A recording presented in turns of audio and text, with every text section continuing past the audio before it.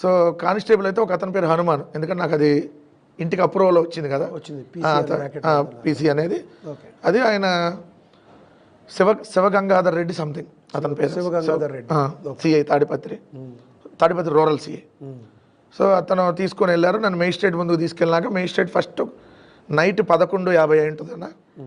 Magistrate గారు కూడా అందరితో పాటే కూర్చున్నారు, లాయర్లు వీళ్ళతో పాటు కింద కూర్చోన్నారు. మేజిస్ట్రేట్ గారు ఫస్ట్ క్వశ్చన్ అడిగాడు వాళ్ళని, ఎప్పుడు మీరు ఎఫ్ఐఆర్ కట్టారని.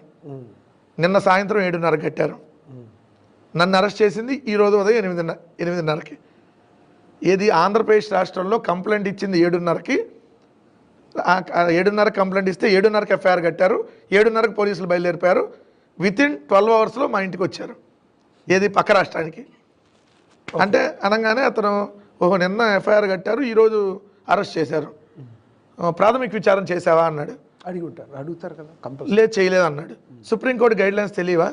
అంతేగా. ఇప్పుడు ఒక కంప్లైంట్ వచ్చినప్పుడు 14 రోజుల లోపు విచారణ చేసి డిఎస్పీ ఆధ్వర్యంలో అప్పుడు కదా ఎఫ్ఐఆర్ కట్టాల్సింది. నువ్వు బేసిక్సే ఫాలో అవ్వలేదు. సో నెక్స్ట్ టైం నా దగ్గరకు వచ్చేటప్పుడు ఎఫ్ఐఆర్ కాపీ కట్టేటప్పుడు నా దగ్గర విచారణ పూర్తయినా కడితేనే తీసుకొని రా, లేకపోతే నా దగ్గర తీసుకొని రావద్దు అన్నాడు. అనగానే ఈ సెక్షన్లు ఏంటని అడిగాడు.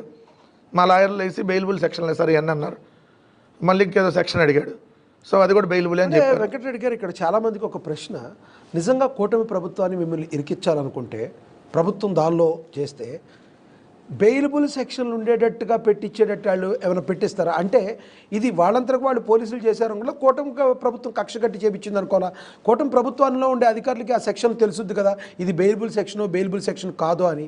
కాబట్టి కూటమి ప్రభుత్వం కావాలని చేస్తే మీ మీద ఇంకా బలమైన పెట్టించాలి కదా, ఎందుకు పెట్టించలేదు? నా మీద 311 BNS కూడా పెట్టారు, 311 BNS పెట్టారు. దాంట్లో రెండోది ఏంటంటే ఎఫ్ఐఆర్లో పెట్టినటువంటి సెక్షన్స్కి తర్వాత సెక్షన్లు యాడ్ చేసేటటువంటిది ఉంది ప్రొవిజన్.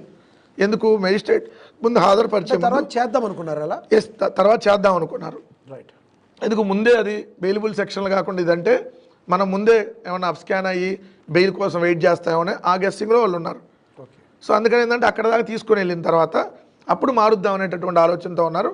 బట్ ఆ రోజు నరేంద్ర మోడీ గారు రావటం, మా వాళ్ళు కొంచెం గట్టిగా నిలబడి మీరు కానీ ఇలాంటివి చేస్తే ఖచ్చితంగా రేపొద్దున అనంతపురం బంద్కు పిలుపునిస్తాం, ఈ విధంగా మన వాళ్ళు కూడా చెప్పటం. అప్పటికే పొద్దున్నీ సాయం దాకా మీరు అన్నట్టుగా టీవీలు అన్నింటిలో కూడా ఇది ఒక హాట్ టాపిక్గా నడవటం. సో ఇవన్నీ ఉన్న తర్వాత అది ఇంక వాళ్ళకి కుదరలా. రెండవది ఏంటంటే అక్కడ నన్ను ఇరికించడానికి సిఐ గారు పైన ఇచ్చినటువంటి స్క్రిప్ట్ని యథాతథంగా చదివాడు.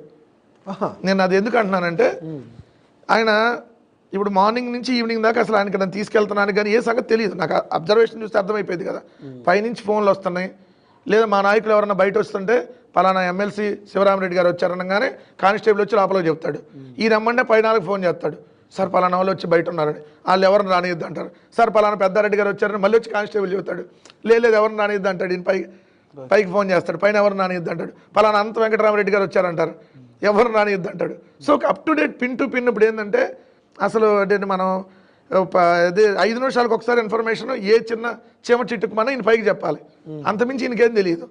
అయితే అక్కడ నన్ను రిమాండ్కి అడిగాడు ఇమ్మని, రిమాండ్కి ఇవ్వాలని అడిగితే మేజిస్ట్రేట్ గారు అడిగారు. మేజిస్ట్రేట్ గారు ఎందుకు రిమాండ్కి అడుగుతున్నావు అని అడిగారు. సార్ ఇతను మల్టిపుల్ అఫెన్సెస్లో ఉన్నాడు, ఇతని మీద నెంబర్ ఆఫ్ కేసెస్ ఉన్నాయి, ఇతను ప్రభుత్వాన్ని అస్థిరపరిచేటటువంటి కుట్రకు తెరలేపాడు, ఇది ఒక ఆర్గనైజ్డ్ క్రైము. ఇతని మీద ఎన్ని కేసులు అంటే మొన్న కూడా బస్సు దహనం దాని మీద విచారణకు పిలిచిన ఇతను మార్పు రాలా, ప్రతిరోజు ఇతను ఇదే పని వీడియోలు చేసి ఇది టీవీ డిబేట్లో అవతల వాదించినట్టు వాదిస్తున్నాడు. అక్కడ అయిపోయినాక మేజిస్ట్రేట్ గారు దానికి ఏం అడగల, సైలెంట్గా ఉన్నారు. ఇదేం కేసు సంబంధించి అన్నాడు. నా వీడియో మేజిస్ట్రేట్ గారు విన్నారు, నా వీడియో మొత్తం విన్నారు, అక్కడ తెప్పించుకొని పెన్ డ్రైవ్లో ముందే ఆ కేసు ఫైల్ వచ్చినప్పుడు మాట్లాడింది మొత్తం విన్నారు. దాంట్లో ఎక్కడ తప్పు అనిపించలే. అనగానే ఇది పరకామణి కేసు అండి, ఇది హైకోర్టు పరిధిలో విచారణలో ఉంది, హైకోర్టు డైరెక్షన్లోనే దీని మొత్తం విచారణ జరుగుతుంది. అలాంటి మన గౌరవ హైకోర్టు డైరెక్షన్లో ఉన్న కేసుని తప్పుదోవ పట్టిస్తూ ఇది హత్య అని చెప్పి సమాజంలో విద్వేషాలు రెచ్చగొడుతున్నారని చెప్పాడు సిఏ. అయినా కూడా ఆయన అలా విన్నాక ఇతను రిమాండ్కి మాకు ఇవ్వాలండి మీరు, ఎందుకంటే ఎక్యూజ్డ్ నెంబర్ 1 ఇతను అంటే A1, ఎక్యూజ్డ్ నెంబర్ 2 తెలియదు అంటున్నాడు ఇతను. ఎవరు ఎక్యూజ్ నెంబర్ 2? జగనన్న కనెక్ట్స్ అని మా official Twitter page, social media. అది ఎవరు రన్ చేస్తారు నాకు అది తెలిసిద్ది. ఇప్పుడు మీ ఆఫీస్లో ఏ ఎంప్లాయ్ ఏ డ్యూటీ చేస్తాడు మీకు తెలిసిద్దా?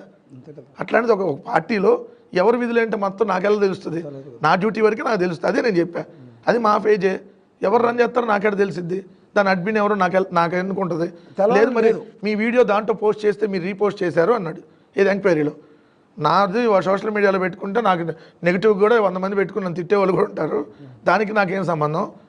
ఎవడెవరు ఇప్పుడు నాకు నచ్చింది ఎవరు నాకు కనపడింది నేను రీపోస్ట్ చేసుకుంటా అని చెప్పా. అదే అక్కడికి వెళ్ళి ఆయన జగనన్న కనెక్ట్స్ ఎక్యూజ్ నెంబర్ 2 వాళ్ళని కానీ మనం పట్టుకోవాలంటే ఇతను లోపలేసి విచారణ చేసి కస్టడీకి తీసుకోవాలన్నాడు.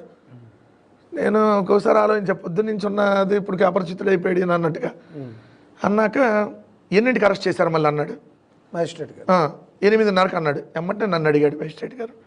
ఇక నా క్లోజింగ్కి వచ్చింది విచారణ. ఎన్నింటికి అరెస్ట్ చేశారు మిమ్మల్ని అన్నారు. 8:30కి అన్నారు అని చెప్పా. మిమ్మల్ని పోలీసులు ఇబ్బంది పెట్టారా అన్నాడు. నన్ను ఎటువంటి ఇబ్బంది పెట్టలేదు అన్నాడు. నిజమే చెప్పాను. నన్ను ఏమి ఇబ్బంది పెట్టలేదు కాబట్టి ఇబ్బంది పెట్టలేదు అన్న. ఇది ఈ కేసులో నన్ను ఇబ్బంది పెట్టలేదు అన్న.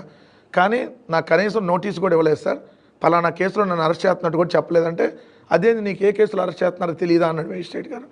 సరే ఇట్లా నా వీడియో నాకు చూపించి దీని మీద మిమ్మల్ని స్టేట్మెంట్ రికార్డ్ చేసుకోవడానికి వచ్చామని చెప్పారు సార్. స్టేట్మెంట్ కూడా రికార్డ్ చేసుకున్నారు, మా ఇంట్లో రాసుకున్నారు మొత్తం. సో మళ్ళీ తర్వాత వాళ్ళకి ఫోన్ లేదు వచ్చినాయి, నన్ను తీసుకురమ్మంటే ఇక్కడ మళ్ళీ ఇక్కడ స్టేట్మెంట్ రికార్డ్కి అన్నారు సార్. అసలు మేజిస్ట్రేట్ గారి దగ్గరికి తీసుకొని వస్తారని కదా నాకు తెలియదు. మరి నీకు ఏ నోటీస్ ఇవ్వలేదా అన్నాడు.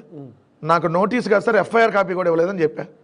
అక్కడ అసలు అనగానే మరి ఇప్పుడు నువ్వు ఎఫ్ఐఆర్ కాపీ ఇప్పటివరకు చూడలేదా అన్నాడు. నా చేతిలో ఉంది సార్ ఇప్పుడు ఎఫ్ఐఆర్ కాపీ. మీరు అటు నుంచి వస్తున్నప్పుడు నాకు ఇది ఇచ్చారు, మీరు అక్కడి నుంచి నడుచుకుంటూ వస్తున్నప్పుడు నాకు ఇది ఇచ్చారు. సో ఇక్కడికి వచ్చినాక మీ హ్యాండ్ ఓవర్లో నేను ఎఫ్ఐఆర్ కాపీ నా దగ్గర ఉంది. అడిగారా దాన్ని? ఎక్స్ప్లెనేషన్ ఆయన అడిగారు? దాన్ని ఇంకా అడగలేదు. దాని తర్వాత నిన్ను అరెస్ట్ చేసినట్టుగా పలానా నరేందర్ రెడ్డి అనే పర్సన్కి ఇన్ఫార్మ్ చేసినట్టుగా ఇక్కడ ఉందిగా అన్నాడు. ఇక్కడ తాడిపత్రి వచ్చినాక అతను ఆధార్ కార్డు అని ఆయన నన్ను అడిగి, సో అతను ఎవరు వచ్చారు మీ వాళ్ళు బంధువులు ఎవరైనా వచ్చారంటే ఇట్లా మా వచ్చారండి అంటే అప్పుడు ఇక్కడ చూపించారు సార్ అరెస్టు. సో నన్ను పొద్దునుంచి అరెస్ట్ చూపించలే, ఇక్కడ తాడిపత్రిలో మీ అక్కడికి వచ్చిన తర్వాత చూపించారు అన్న అని నేను అన్నాను సార్. నేను రేపు పొద్దునే విచారణకు వస్తాను, నాకు నోటీస్ ఇచ్చేయాలని కూడా అడిగాను. నేను ఎక్కడ కూడా ఇబ్బంది పెట్టలేదు, వాళ్ళకి సహకరించాను అని నేను క్లియర్గా నా వర్షంలో. ఇంట్లో పాప మిస్సెస్ ఉన్నారు. సో ఆ టైంలో కనీసం ఇన్ఫామ్ చేసి ఇదిగో పలానా నోటీస్ మా మిస్సెస్కి ఇచ్చి ఇదిగో పలానా స్టేషన్కి పలానా కేసు మీద తీసుకెళ్తున్నాం కానీ ఎక్కడ వైట్ పేపర్ మీద కూడా రాసి ఇవ్వలేదు సార్ అని చెప్పి. ఏమన్నారండి ఆయనకు అర్థమైపోయింది. ఇది అన్నాక మా వాళ్ళు చెప్పారు, మా లాయర్లు వాదించారు ఏమని, సార్ ఇది is a political motive case, ఇతను ఒక party spokesperson. So number of issues మీద డైలీ అడ్రస్ చేస్తూ ఉంటాడు.